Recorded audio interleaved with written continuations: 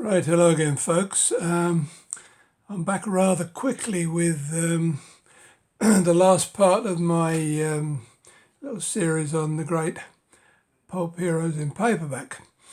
There's a reason for that, because although I'm going to show you some of the other heroes, including the Spider, G-8 and a few more, a couple of days ago I saw something on eBay that rather excited me. Now, I'm a bit long in the tooth, so as I told you before, I don't get excited about too much these days. But this particular item did intrigue me somewhat. Shadow related, as I said, and I just got it this morning, so I felt the urge to do a video so I could show you. The particular item in question is a paperback from 1977, I believe it was. The Shadow Knows. Now, in 50 odd years of collecting Shadow ephemera and books and what have you, I've never heard of this. I've never seen it, never come across it at all. And I got a couple of clues when I got it, because I became even more thrilled, if you like. This particular volume covers or is related to the Shadow radio show. Now, as I told you yesterday, that the radio show was the thing that started the Shadow. Without going into too much detail, there was a competition for this voice that they used for this mystery radio program, and they came up with the Shadow. And because of that, people were asking for the Shadow magazine rather than the detective Pulp, which was the subject of the competition. And that's how the Shadow came about, because of the radio program. Now, of course, eventually they did a radio program of the Shadow's adventures. I must admit, I'm not familiar. I've got a vinyl record somewhere of a couple of the radio shows, but strangely enough, I've never listened to it because I don't have a gramophone or a record player, whatever. And so, yeah, I was rather intrigued by that fact, but also the fact that this is actually a school textbook. Now, I thought that's very strange. I looked inside, and I don't want to wreck the book, but I'll show you that this book is the property of, and it goes on about pupils shouldn't write in it and blah blah. So I thought, well, that's strange. I had no idea that the Shadow was an inspiration for textbooks for American children. But there's a little piece inside which explains it. I'll just read it very quickly to you. The authors wish to extend their appreciation to Mr. Charles Mickelson, who has shown great foresight in recognising the possibility of improving reading ability and thus educational achievement through the medium of radio. His encouragement and his assistance in helping us obtain the radio scripts in this book were indispensable. Now, I had no idea that the Americans used radio to educate their kids. No idea at all. So, yeah, I mean, this volume absolutely fascinates me, because inside it has some of the radio scripts, and the scripts have instructions to the readers of the script, and it's just a very strange sort of thing. But the main reason I got excited about it was because it's actually signed. It's signed to this particular person, Robert. Who is it?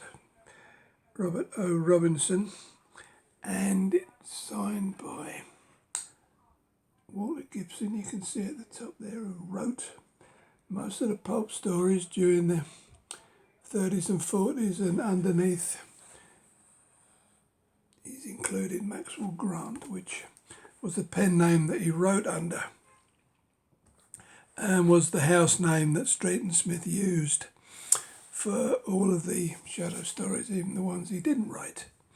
Now, Walter Gibson, because I've been involved with the Shadow for so long, as far back as I can remember, Walter Gibson is one of my literary heroes. So to have that signed by him and to be such an intriguing volume was something that, as I say, excited me very much. It wasn't cheap.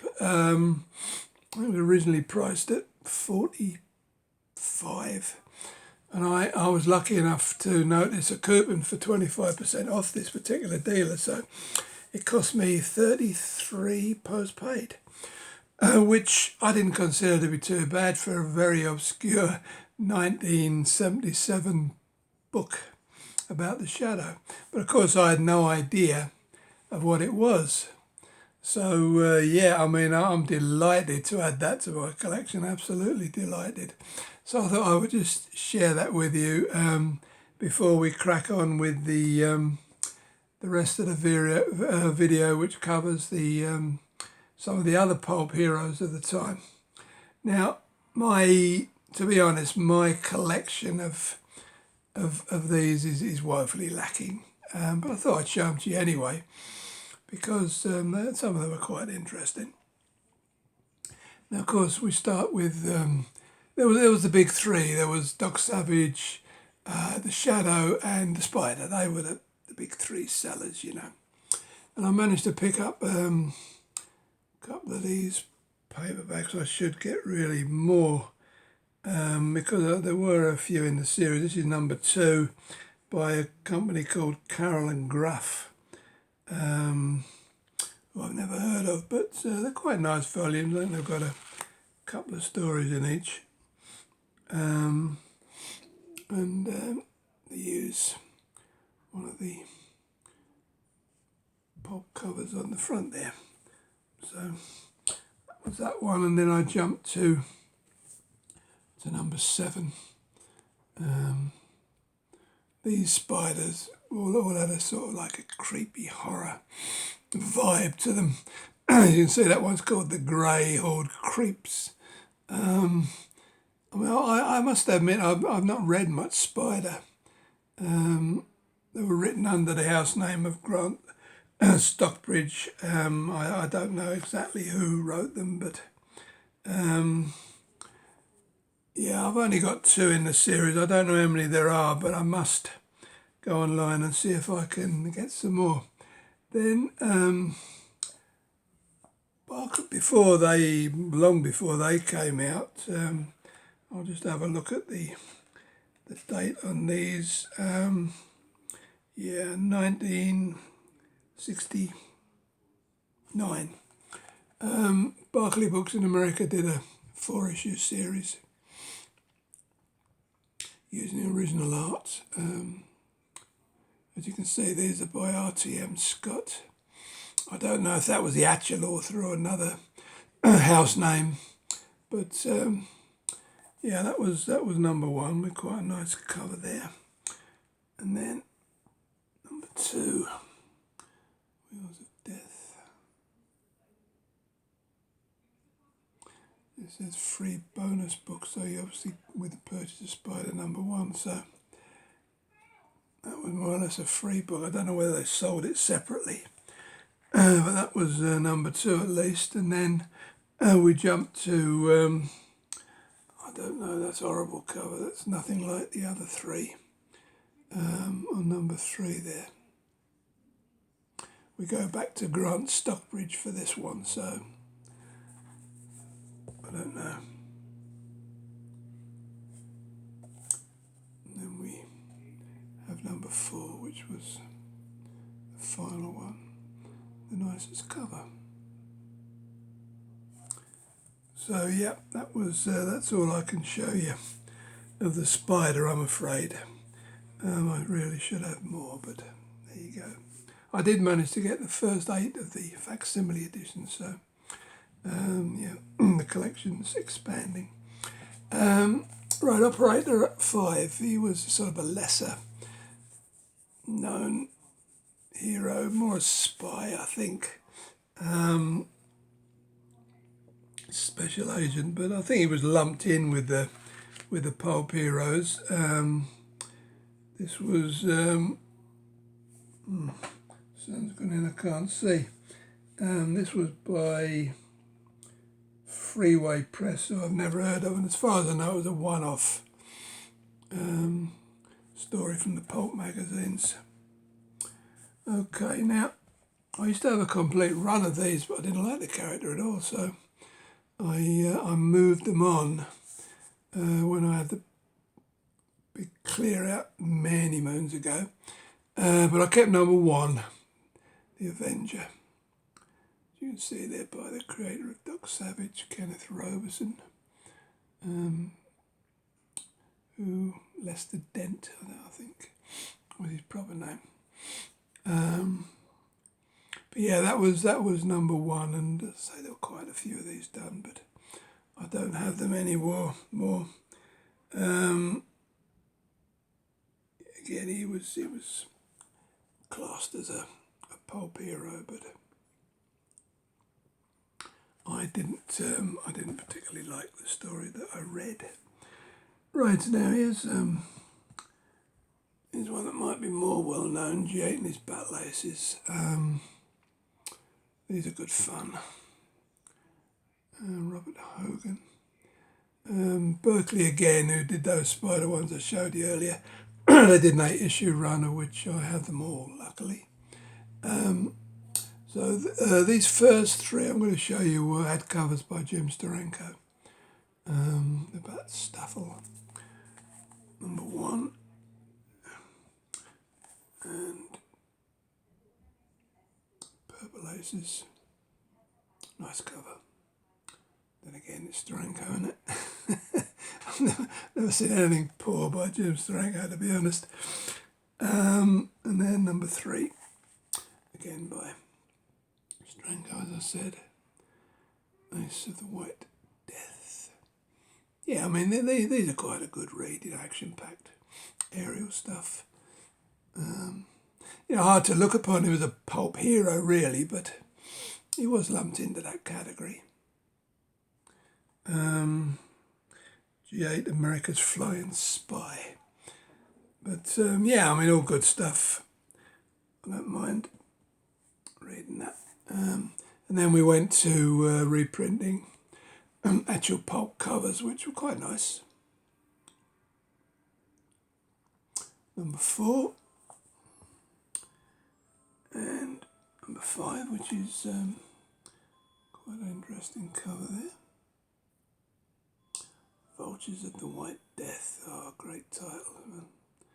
I wish I'd lived. Wish I'd been a young man during this this era of the 30s. I just love this stuff. But unfortunately, you can't go back in time. You can go forward in time, but not back, sadly. There's number 6. Flight from the Grave. Zombie-looking character there. Before zombies were popular. Excuse me. And the number 7. Fangs of the Sky Leopard. Oh, great stuff, isn't it? Great stuff. And finally, the last one, number 8. Mark of the Vulture. Just lovely colours. I love these. So that was the Barclay. Now these next few I'm going to show you are quite scarce at a decent price. They come under the sort of like umbrella title of, well, some of them do Regency suspense novels. and there were quite a few of them, but as I say, they are quite hard to find anything like a decent price. They were done by Corinth Publications. That was the first Operator 5 that they did. This one's not such great condition. It's a bit rubbed at the bottom there, so I can't actually see what's... All right, it's book 3 apparently, so I've got 1 and 3. Like I say, that's not in the best of condition, but they're so hard to find that I thought I would hang on to it anyway. Then we had another sort of like a spy kind of guy, Secret Agent X. And again, that's book 1.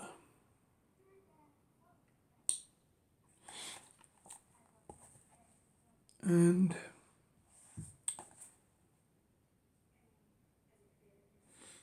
hard to see what book that is. Let's have a looky inside. That's number 3. So I seem to be missing number 2s on most of these. But traditionally, second copies of anything, comics, books, paperbacks, all had a reduced print run for number 2. So there's less of them about. Unless they're wildly popular, like The Shadow, of course. And this is number 5, so we've got all the odd, the odd numbers. That's quite an interesting cover. And I do have another one that's in sort of like mint condition. That's number 6. That's in amazing condition. That. And there's not a blemish on it, and the pages are not too brown either. Octopus of Crime. So that was him. And then we got a number 2 here. Dusty Ears and His Battle Birds, which was obviously almost the G-8, I would imagine. Crimson Doom.